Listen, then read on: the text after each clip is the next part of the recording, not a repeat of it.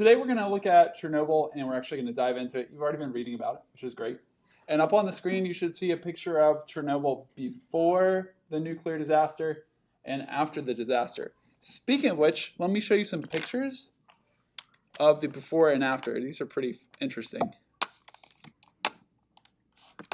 So here you have one that's kind of a blend. You've got the old building on the right and then the new one on the left. This is the sign in Pripyat on the main road. So here's the old picture. And you'll notice that the old pictures are in black and white because they were taken in the 70s, but then the new ones were taken recently. And there's been 30 years of time that's passed without people there. So a lot has changed. Here's the bus station, the Pripyat bus station. And here's what it looks like today.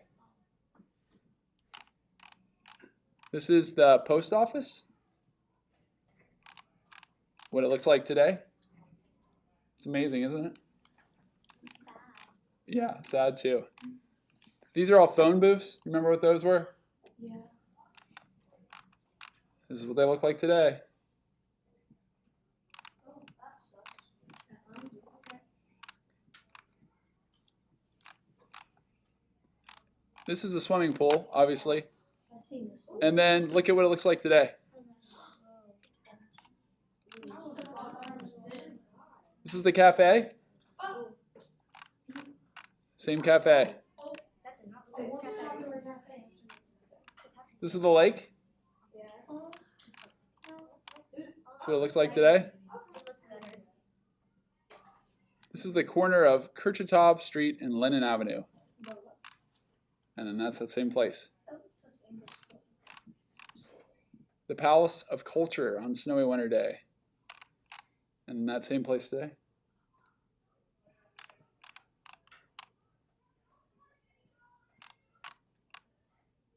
This is across Central Square. Check out these signs in the foreground. And then those are the same signs, like 30 years later. The Policia Hotel. And there's a comparison. That's that shot from the beginning of the then and now.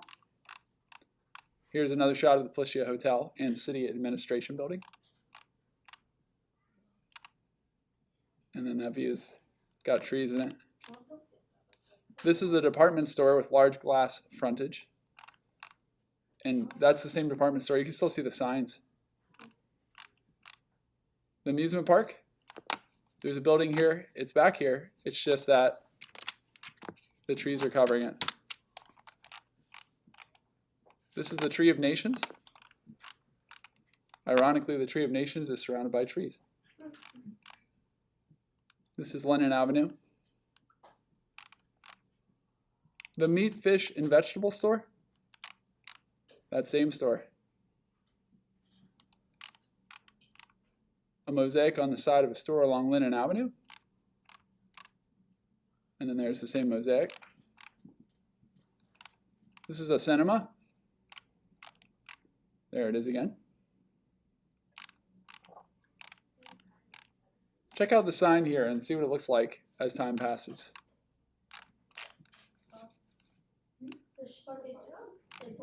Now this view is pretty amazing. This is a rooftop view of Pripyat, and here's the power plant in the background. Now watch.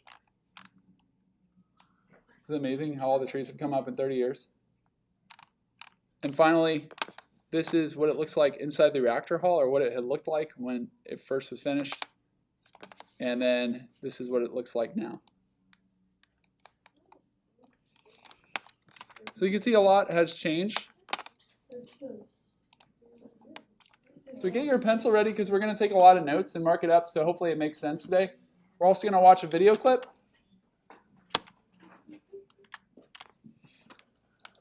Just to get you oriented. And the packet's a little confusing. I know you put your name on the front. By the way, if you didn't put your name on it, make sure you put your name on it. Flip the packet over. And we're really starting on the back and going backwards. Okay? So sorry that's a bit confusing. Make sure you got your pencil ready. Here we go. The Chernobyl Power Complex. All right, that's pretty much just a nuclear power plant. Okay? And we're going to see that it's made up of like several reactors and a lake, in essence. Okay? So it's about 130 kilometers north of Kiev, Ukraine, and about 10 miles south of the border of Belarus. So let me just go to the next slide real quick. So here you go. There's Chernobyl right here. Let me get rid of that then, but I just wanted to get you oriented. And you can see that the capital of Kiev is right here, so it's north of that, but it's also like 10 miles south of Belarus. Belarus is a nearby country. Russia's off here to the east. You got the other ones around it, but this is the area where you would find the power plant. Jackson. Nowadays, if I went there, would like radiation, like something weird happen? Would radiation or something weird happen if you went there? Well, the Russian army just moved in, and they've driven over the ground, which has caused some radiation to be released again. But before they did that, it was actually better. The radiation wasn't nearly as bad as it had been when the accident first happened. So we got an idea where this is taking place. We'll come back to that map in just a minute. But let's underline some other things, okay? It consisted of 4 nuclear reactors. So I'm going to put a 4 here. That's pretty much it. 4 reactors. And I'm going to exit for a second and just give you a quick reminder what I'm talking about when I say reactors. Remember this? This is a reactor, okay? Not that, but pretty much it's got the place where all those neutrons are running into each other and setting off a reaction, making heat. It goes into some kind of boiling chamber. We get steam, and then the steam turns a turbine. But that altogether is a reactor, okay? Just a reminder. I find that to be somewhat helpful as I'm trying to get my mind around it. So there's 4 of those things. 2 of them were older, which we'll see in a minute. But they are all, this is kind of important, they're all what's called RBMK. Let me go back. RBMK reactors. So let's underline that. That's important, okay? It's like most reactors. It's a little different than the one we just saw, but this is the particular style. Jackson, you taking notes? Okay, cool. Just checking. So that's really important. 1 and 2, the first 2 units, were built in the 70s, between 70 and 77. So these are older. I'm just going to write old on top of it. Sorry, that's not the neatest word, older, but they're older. While the units 3 and 4 were completed in 1983. They're the same type. It says they're the same design, but these are newer. And 4 is the one that has, ended up having the meltdown. And then there were 2 more RBMK reactors in the works. So they were trying to add an additional 2 that would bring it up to 6. So they were under construction and they were being built.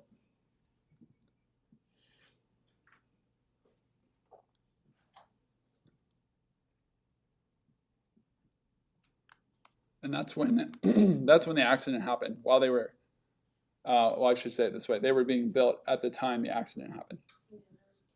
To the southeast of the plant, an artificial lake. What does artificial mean? Sorry? Man-made. That's what you're going to say too, and what you guys were going to say, right? Man-made. So let's just write that beside. Like a reservoir, right?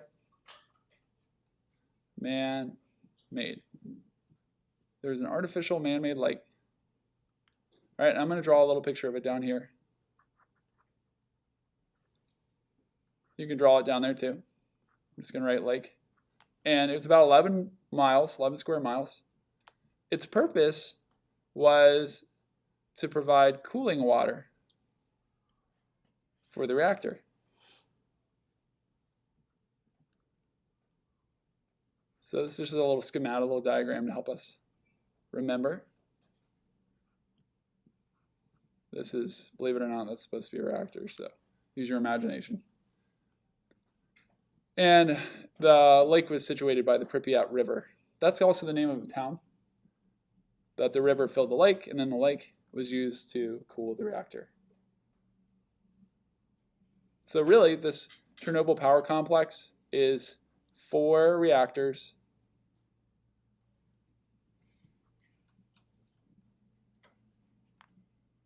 and the lake they used to cool it down, okay?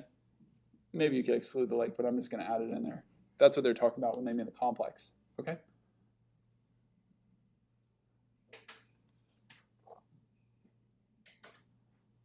I will put notes up online too, so if you ever feel like you're a little behind, I'll have it there in case you want to consult it, okay?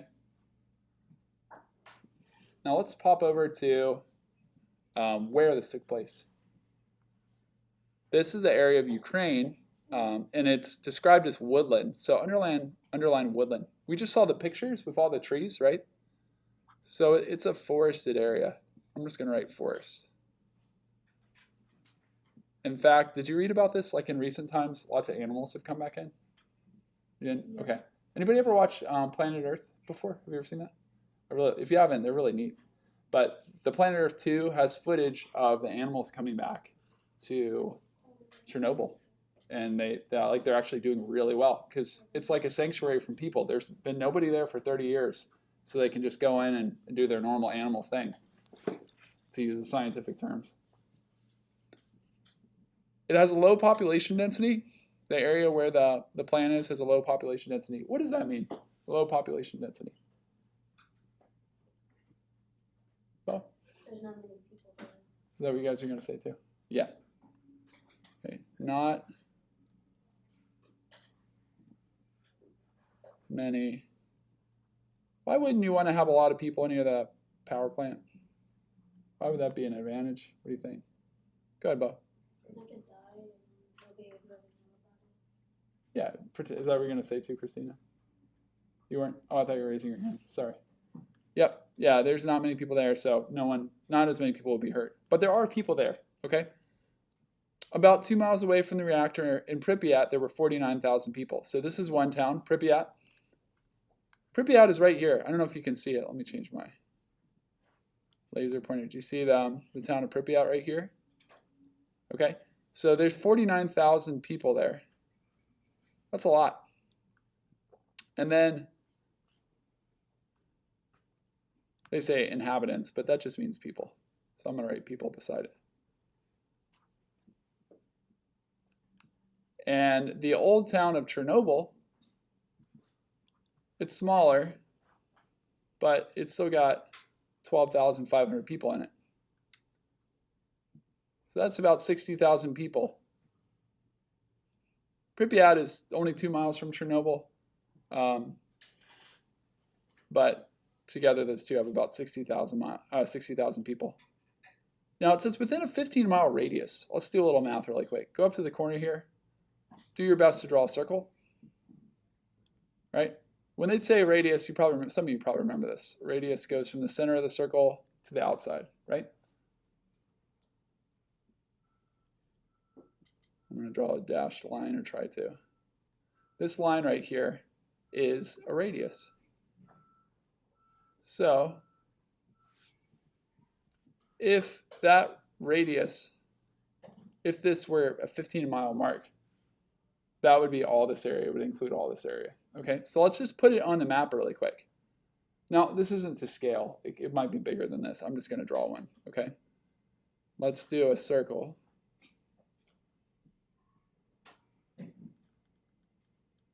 All right, so there's my circle, and let's say like from Chernobyl out to the edge, that's the radius, okay? You can see how much space this is taking up and how it's not just affecting Ukraine anymore. Now it's an international issue because it's going into Belarus, and it's also going into part of Russia, right? Not to mention they've got other neighbors around the country that could be affected as well. So in this whole circle, we have, like we saw earlier, Chernobyl, and we have Pripyat. But if we read on, we read within a 15-mile radius of the power plant, the total population was somewhere between 115 and 135,000 at the time of the accident. That's how many people were there. That's a lot of people, right? So I'm just going to write 115,000 to 135,000 people.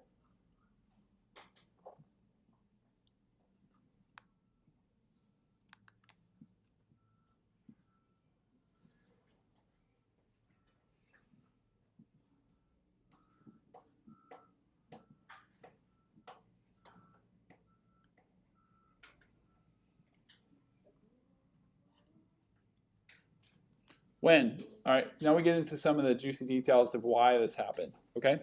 Yeah, and do turn the page. Good job catching up with that. So the day before, on April 25th, prior just means before, so I'm going to write before. Prior to the routine shutdown. Oh, that's supposed to be an O.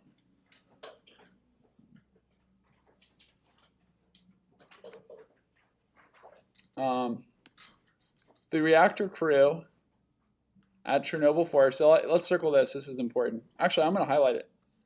You don't have to highlight. If you want to just do a special way to like bring it to the attention, that's fine. But I'm just going to grab Chernobyl 4. Okay, that is the reactor that had the issues. And here's another thing. They were beginning to prepare for a test. So what went wrong? It was a test. They were running a test to hopefully prevent problems, but it went wrong. But right, yeah, we're going to see more about that. Absolutely. So what was the test about? And you were just getting at it, Bo, I bet. It ultimately was trying to determine how long the turbines would spin and supply power to the main circulating pump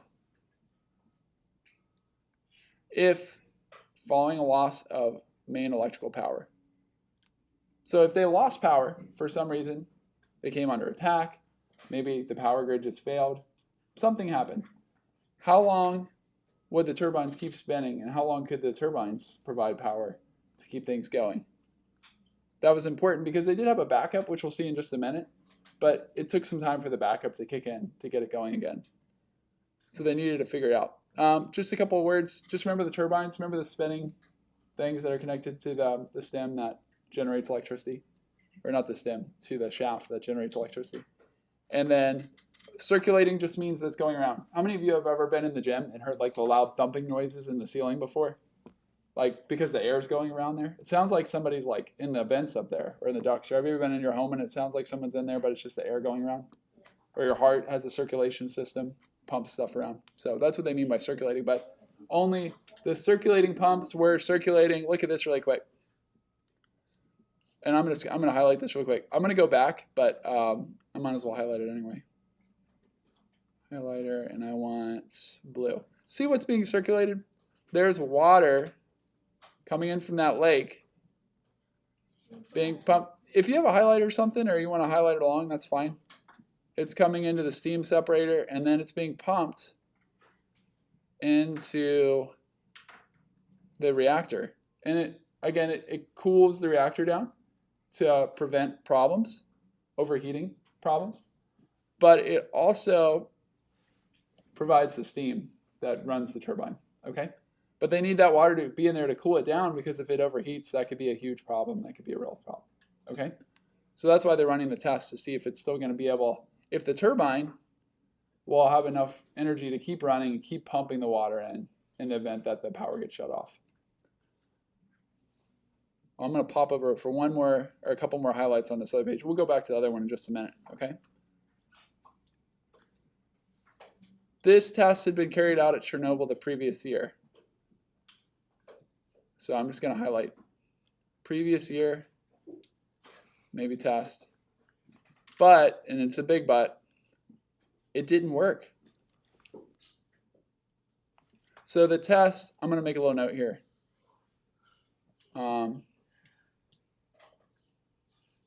First test failed.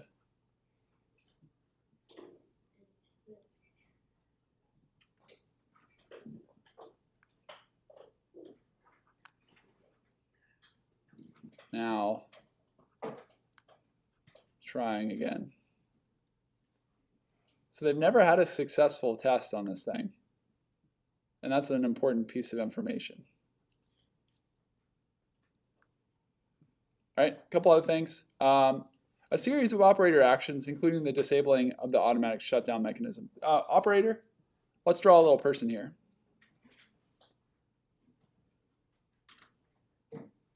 It's just the person running the test, okay? So in a series, he did several things, or the person did several things, right? If you've read a book series or watched a TV series, there's several things in a row. Okay. Here's the big one though. Automatic shutdown mechanism. Let's underline that. He disabled that. Any of you have like a garage door that when you run under it, it'll stop because you tripped the laser? This is a good thing, right? Because if you fall there, you want it to not crush you. Do you have anything else automatic in your house? Jazz? My mom has this like weird thing on her fridge. I don't know what it is. So like whenever my little sister opens it, and if she goes to get something, the fridge door just automatically makes a loud noise, and then my mom comes running in the room. Okay, good. Like your car door, like if you have the automatic ones, and when like if you're there, then it'll open back up. Good. It doesn't want to crush you. Yeah, we have a van that does that, which is kind of nice. It's kind of annoying sometimes because I wanted to keep going, but it's good to not crush the person. Yes? I don't have one, but like the automatic hand soap and Oh yeah, the hand soap dispenser. Good, those are great. It's really good, and some of them are safety, some of them are just convenience, but why would you want an automatic shutdown on a nuclear power plant? Sorry. So if it gets unstable and might explode, it'll shut down by itself. Bingo. And what did they do? They turned it off. So let's just, then it explodes. there was no, so they didn't really have a backup for that. It wasn't going to turn itself off. So they turned off the automatic shutdown. And that was, bless you, that was before they did the April 26th test. And that was the date of the meltdown. So by the time the operator moved, and you already mentioned this, Sawyer, by the time the operator moved to shut down the reactor was in an extremely unstable, that's a key word there. I'm going to put an emphasis. It was extremely unstable condition, right? You don't like it when you place a glass on your counter and it starts wobbling around and spills. I have a 2-year-old at home, so that happens a lot. And then water's all over the floor. It's really bad, however, if the reactor of a nuclear power plant is unstable. Because if that goes wrong, you can't really wipe it up with a towel. Okay, so let's do a little bit more highlighting here just to emphasize some of the different parts. Oh, did I skip something? I think I skipped something. Yeah, we're going to watch a quick video here, okay? So let me do that first. Keep. Be patient. We'll get to something like that. All right.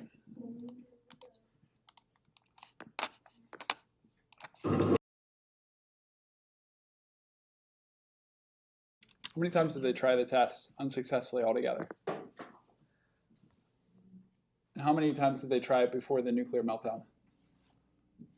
So they never really had a successful test leading up to that. And he made a comment that was important. It's only as good as the men who are running the tests. Why did they have to run the test? Because they didn't complete it all when they signed the document. Right. And they also had diesel that would kick in, but it takes 60 seconds for it to start running. So good point.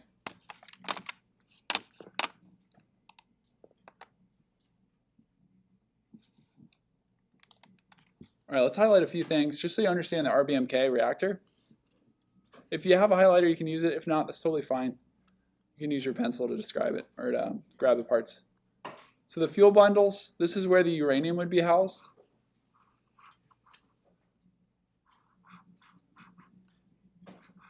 And they are located in the pressure tubes.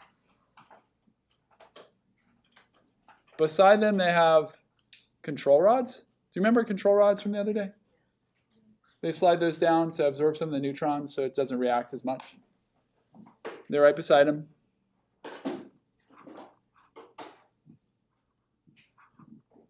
And that's made of boron or cadmium. And then beside those, you'll see, let me grab that color. You see graphite moderator. Yeah, in yesterday's video that I showed you, they use water, light water or heavy water as a moderator. This is a light water system.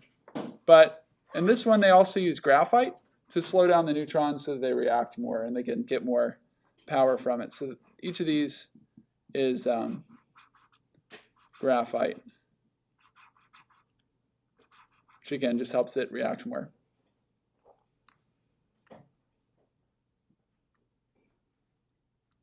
Now in the where the fuel is, you can see that the water heats up and it's forced through pressure tubes and through the tubes into the steam separator. So these are pressure tubes here. The water's forced up and into the steam separator, hot water, and where the hot water collects. Let me get a different color. Sure, why not that one? In the steam separator,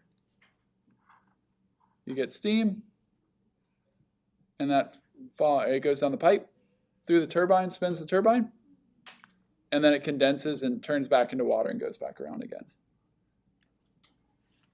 You also have a biological shield here, which protects the earth and the places around the reactor from the fuel. That's pretty much the cycle and how it works. Similar to yesterday's, just a little bit different. Does that make sense? Okie dokie. All right, let's look at a couple more things. Oh, we got another video to watch with this one, so we'll jump into that. And this is the RBMK. Again, it's what we just looked at, but let's look at a few details about it. The RBMK 1000 is a Soviet design and built. And then it's, like I mentioned with the diagram, it's graphite moderated. So that's a little bit different. So that instead of just water, they have graphite. Pressure tube type reactor. It uses slightly enriched uranium-235, which is a uranium dioxide fuel. It is a boiling light water reactor. Again, you can use heavy water or light water.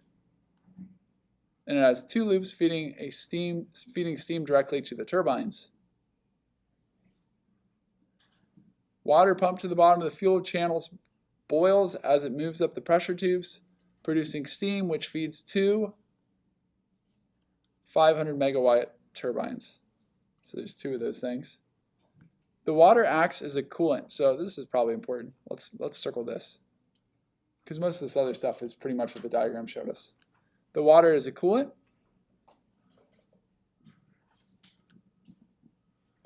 and it provides the steam used to drive the turbines. So I'm going to put a 1, it cools, and 2, it drives the turbines. Again, you probably already knew that, right? The extensions of the fuel channels penetrate the lower plate and the cover plate of the core and are welded to each. But pretty much that's just the diagram that we just looked at, okay? Let's hear an explanation of how that all works.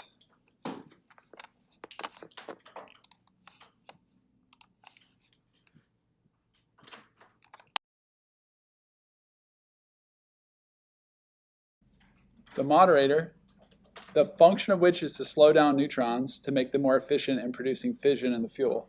We saw that yesterday, right? Like the water slowed down. Okay. Is graphite. So this is a little different. Instead of water, it's graphite. Okay. Surrounding the pressure tubes. Again, we saw that in the diagram. I'll pop over really quick. I think I'll pop over. Right, you see the red graphite here surrounding the pressure tubes, slowing things down. I wonder if I can just click on that. There we go. A mixture of nitrogen and helium is circulated between the graphite blocks to prevent oxidation of the graphite and improve the transmission of the heat produced by neutron interactions in the fuel channel. So they just put some gas in there to make it work more efficiently. Okay. In each of the 2 loops, there are 4 main coolant circulating pumps, one of which is always on standby. Oh, that's interesting. Let's highlight that. Okay.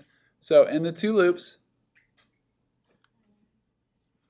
and so in each of the 2 loops, I'm going to underline each a little bit. There are 4 main coolant circulating pumps. And the coolant is water, remember? I'm just going to write H2O above it. And you all know what H2O means, right? From what we did with molecules and compounds. And one of those four, is always on standby. What do you think it's for? Why would you keep one on standby? Haley? Just in case like one of them goes down, they have a backup to get it going. Good. So a backup, or maybe if the reactor gets really hot and they need to have some extra water. Good. The reactivity of power or power of the reactor is controlled by raising or lowering the control rods. We saw that the other day too, but they have 211 control rods.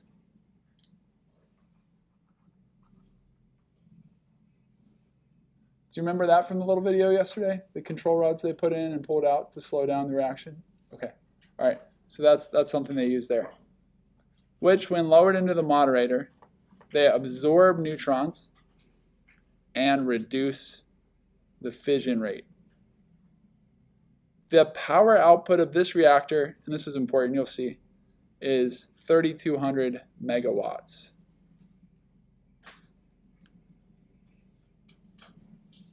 That's the power output. Various safety systems, such as an emergency core cooling system, were incorporated into the reactor design. So they have an emergency core cooling system.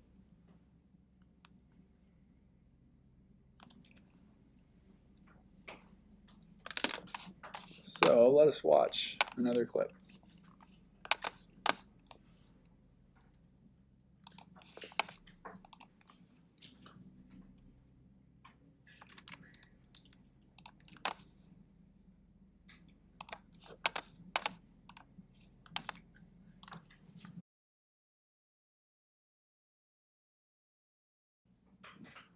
So after the explosion, the gentleman we just saw, I'm going to mess up his name, Dyatlov, he realizes that there's graphite on the ground.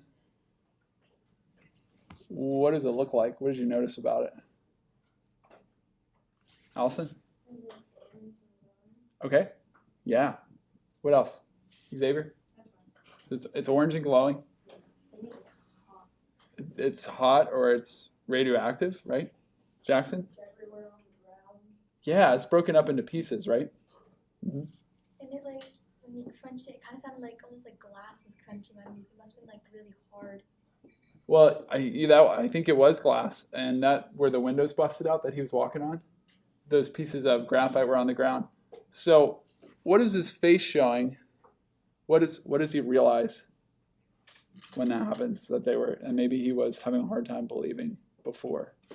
Sawyer? That he was wrong, that it could explode. That the core could explode, right? He's realizing that, and he's what emotion is he maybe experiencing as a result of that? Allison? Yeah, he's in shock.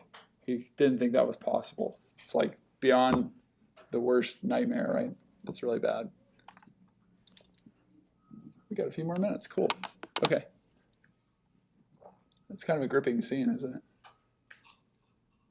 Can you imagine being in that control room?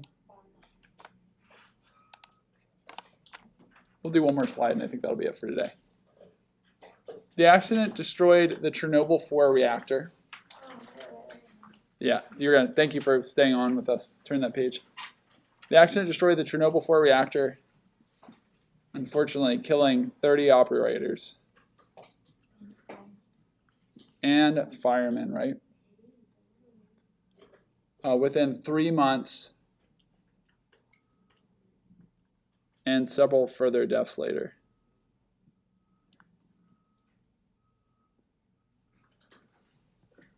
One person was killed immediately, and a second died in the hospital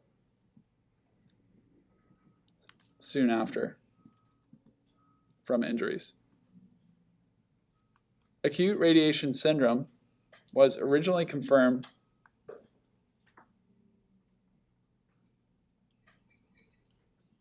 in 134 cases in people on site and involved with the cleanup.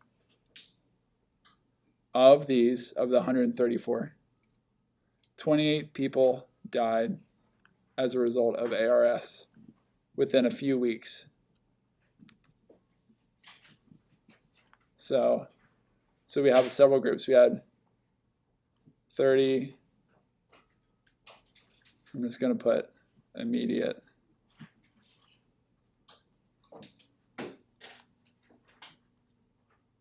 Deaths, unfortunately. So we've got two groups. We have operators.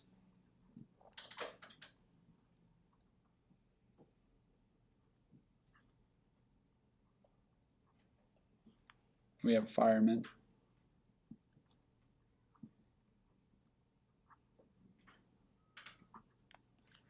And then there's 134 people who dealt with ARS, acute radiation syndrome, and 28 people died as a result within a few weeks.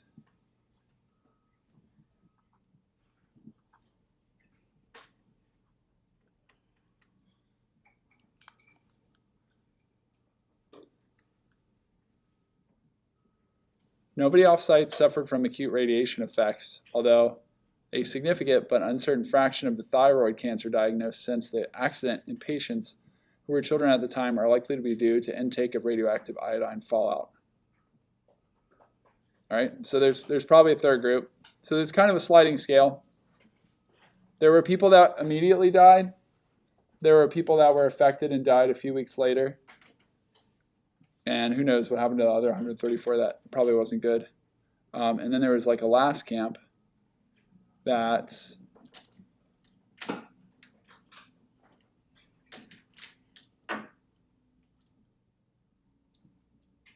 they were off-site.